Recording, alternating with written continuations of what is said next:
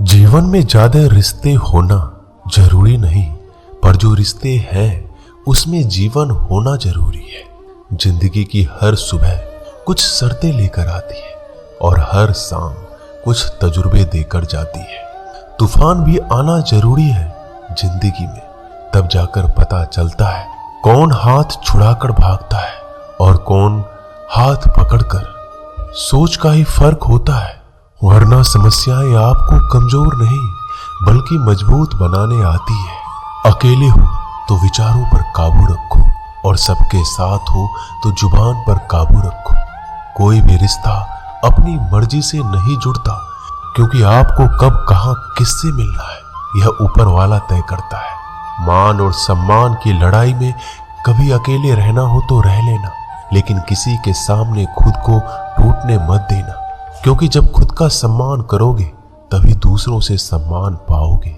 दिल साफ और मकसद सही हो तो यकीन रखो किसी ना किसी रूप में ईश्वर आपकी मदद करते हैं। कभी भी किसी पे आंख बंद करके भरोसा ना करें, क्योंकि दुनिया इतनी भी अच्छी नहीं है कि आपके भरोसे को कायम रख सके। खत्म तो सब धीरे धीरे होता है, बस पता अचानक लगता है। मुश्किल वक्त दुनिया का सबसे बड़ा जादूगर है, क्योंकि वह एक पल में आपके चाहने वालों के चेहरे से नकाब हटा देता है।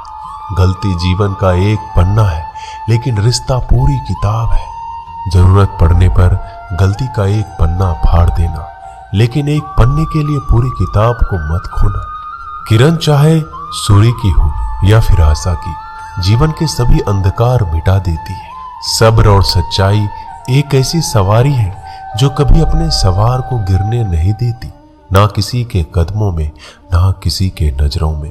अकेले चलना और आगे बढ़ते रहना आसान नहीं होता, लेकिन अगर हार ना मानी जाए, अपने आप को धोखा ना दिया जाए, तो आखिर में एक बेहतरीन कामयाबी हासिल होकर ही रहती है। अकेले चलना बहुत मुश्किल होता है, बहुत ही ज्यादा मुश्किल, लेकिन अकेले उठाया हुआ हर एक कदम तुम्हारे इरादों को मजबूत बनाता है, तुम्हारे व्यक्तित्व को निखारता है। श्री कृष्ण कहते हैं, हर वो इंसान जो अपनी लड़ाई अकेले लड़ रहा है, अपना रास्ता अकेले तय कर रहा है, लोगों की कड़वी और चुभती हुई बातों को अकेले सह रहा है, बस अपने रास्ते पर चलते रहो और आगे बढ़ते रहो। मैं तुम्हारा साथ अवश्य दूंगा। जिंदगी कमाई दौलत से नहीं मापी जाती, अंतिम यात्रा की भीड़ बताती है कि कमाई कैसी थी।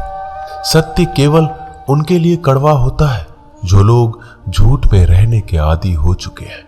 जिंदगी में जीतने के लिए जिद होनी चाहिए, हारने के लिए तो एक डर ही काफी है। भरोसा रखिए, जब हम किसी का अच्छा कर रहे होते हैं तो हमारे लिए भी कुछ अच्छा हो रहा होता है। सही फैसला लेना काबिलियत नहीं है, फैसला लेकर उसे सही साबित करना काबिलियत है। जैसे उबलते पानी में परछाई कभी नहीं दिखती, ठीक उसी प्रकार परेशान मन में भी समाधान नहीं दिखते। शांत होकर देखिए, सभी समस्याओं का हल मिल जाएगा। संसार में कोई भी मनुष्य सर्वगुण संपन्न नहीं होता, इसलिए कुछ कमियों को नजरअंदाज कर रिश्ते बनाए रखिए। जब किसी से रिश्ता खत्म करना होता है तो सबसे पहले वो अपनी जुबान की मिठास खत्म कर देता है। आंखों में नींद बहुत है पर सोना नहीं है, यही समय है कुछ करने का, इसे खोना नहीं है। श्री कृष्ण कहते हैं, ना किसी के अभाव में जियो, ना किसी के प्रभाव में जियो। यह जिंदगी है आपकी, अपने स्वभाव में जियो। रिश्ते को इस तरह से बचा लिया करो, कभी मान जाया करो, कभी मना लिया करो। मौन रहना एक साधना है और सोच समझकर बोलना एक कला। जो व्यक्ति स्पष्ट, साफ और सीधी बात बोलता है, उसकी वाणी तीव्र एवं कठोर जरूर होती है, लेकिन ऐसा व्यक्ति कभी किसी को धोखा नहीं देता। जो प्राप्त है वही पर्याप्त है। इन दो शब्दों में सुख बेहिसाब है।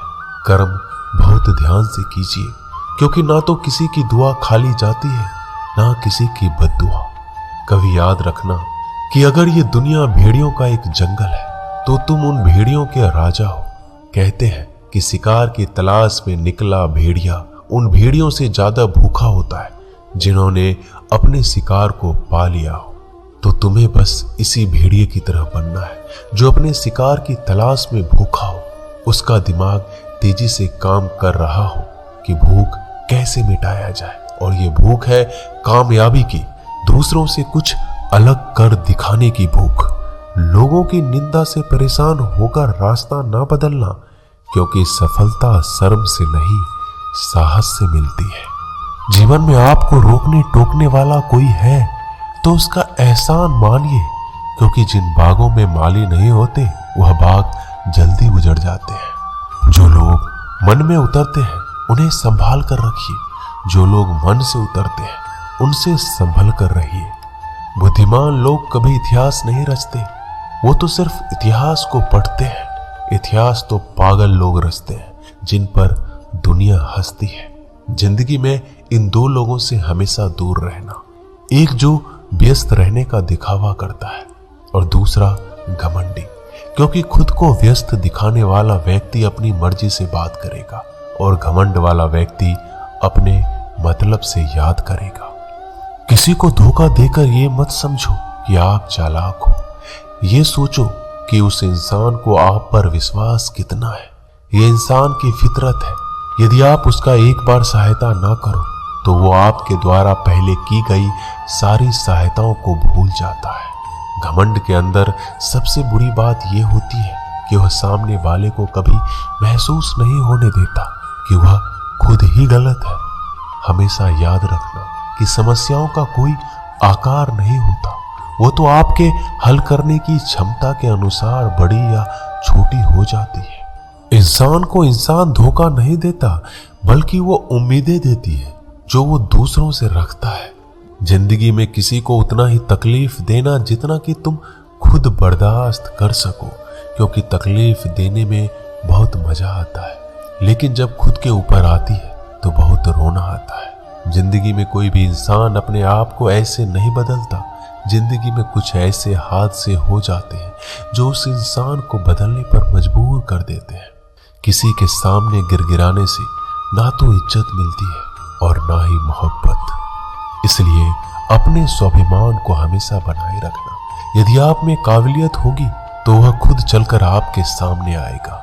नाराज मत होना कभी ये सोचकर कि काम मेरा और नाम किसी का हो रहा है। यहाँ सदियों से रुई और तेल जलते हैं, लेकिन लोग कहते हैं कि दीपक जल रहा है। यदि आपके सपने बड़े हैं तो फिर आपके संघर्ष कैसे छोटे हो सकते हैं।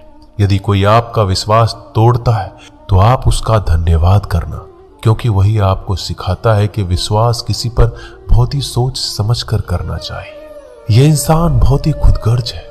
जब किसी को पसंद करता है तो उसकी बुराई नहीं देखता, और जब किसी को नापसंद करता है तो उसकी अच्छाई नहीं देखता। जो दोगे वही लौट कर आएगा, फिर चाहे वह इज्जत हो या धोखा। दुआ कभी साथ नहीं छोड़ती और बद्दुआ कभी पीछा नहीं छोड़ती। डरिए मत कि हम गलती कर बैठे तो क्या होगा, क्योंकि गलतियों से ही तो सीखोगे। गलतियों से तो खुद का तजुर्बा आएगा। हारेंगे तो सीखेंगे और जीतेंगे तो सिखाएंगे। कई बार लोग कहते हैं कि मेरा तो समय ही खराब चल रहा है, मुझे समझ नहीं आता मैं क्या करूं, कैसे अपने बुरे समय को अच्छे समय में बदलूं।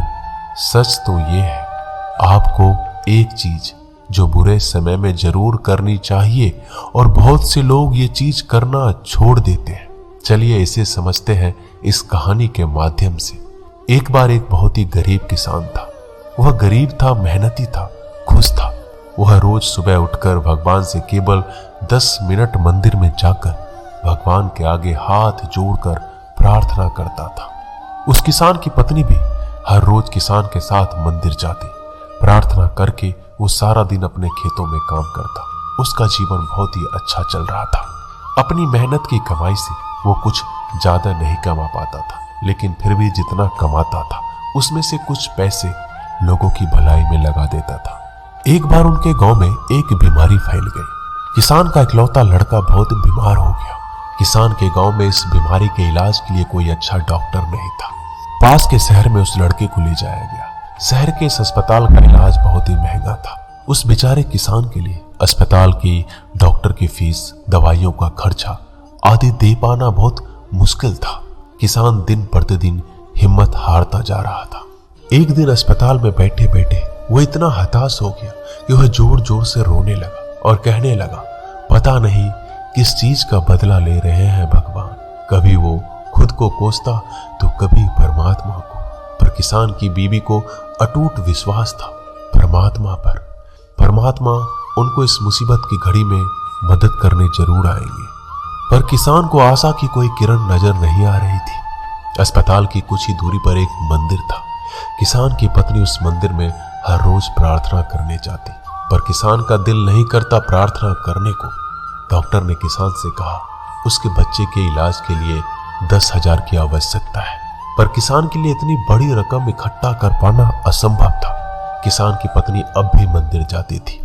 वो भगवान के आगे हाथ जोड़कर प्रार्थना करती कि उसका पुत्र ठीक हो जाए। एक दिन मंदिर में एक सेठ आया। उसने किसान की पत्नी को कहा कि उसने किसान की बात उस दिन अस्पताल में सुनी जिस दिन किसान रो रहा था। सेठ ने बताया उस दिन सेठ की पत्नी भी अस्पताल में थी। अब वो पूरी तरह से ठीक हो गई है और घर चली गई है। सेठ को बातों ही बातों में पता चल गया कि किसान को 10,000 की आवश्यकता है, तो सेठ ने तुरंत अपने जेब से पैसे निकाल कर देते हुए कहा कि उसके पास इस समय 10,000 ही है और वो रख ले। साथ में सेठ जी ने कागज पर अपना पता लिखते हुए कहा, अगर आपको और पैसों की आवश्यकता हो तो बेहिचक मांग लेना। महिला ने उत्तर दिया, इस कागज की कोई आवश्यकता नहीं है। वह जानती है कि ये पैसे किसने भिजवाए हैं और जिसने उसे ये पैसे दिए हैं वो परमात्मा उसका हमेशा ख्याल रखेंगे। दोस्तों, कहते हैं अटूट विश्वास ये सबसे जरूरी चीज है जो हम लोग अक्सर खो देते हैं अपने बुरे वक्त में। जो उस औरत ने नहीं खोया, उसने तो सेठ का पता लिखा हुआ कागज भी नहीं पकड़ा। वह जानती है कि परमात्मा उनके साथ है। श्री कृष्ण सदैव उनके साथ है। श्री कृष्ण कहते हैं, जो मेरा ध्यान करते हैं मैं उनको वो प्रदान करता हूं जो उनके पास नहीं है, और जो उनके पास है मैं उसकी रक्षा करता हूं। इसलिए बहुत जरूरी है कि हम बुरे वक्त में परमात्मा का साथ ना छोड़ें। दोस्तों, ये वीडियो यहीं समाप्त होती है। मैं आशा करता हूं कि इस वीडियो से आपने बहुत कुछ सीखा होगा। मिलते हैं अगली वीडियो में। तब तक के लिए अपना ख्याल रखिएगा। धन्यवाद। जय श्री कृष्ण।